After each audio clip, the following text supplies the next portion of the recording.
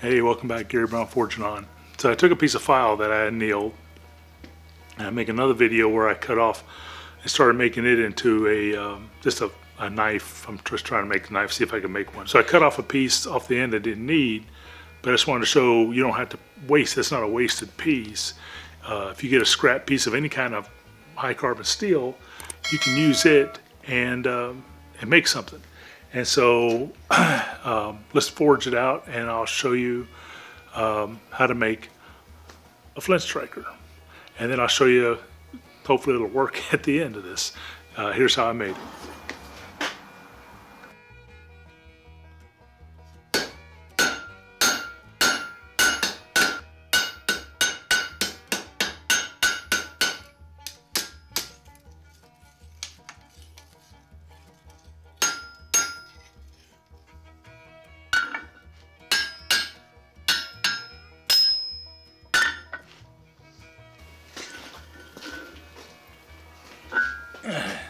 This is that cut off end piece from the file, and I'm gonna show it.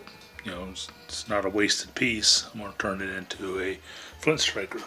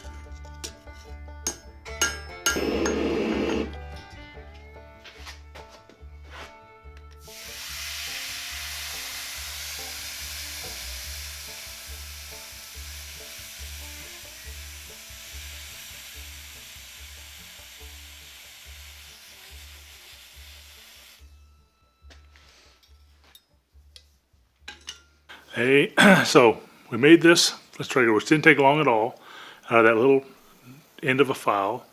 And it's small, but you really don't want a huge Flint Striker, but you want to harden it, as you saw, in water and not temper it.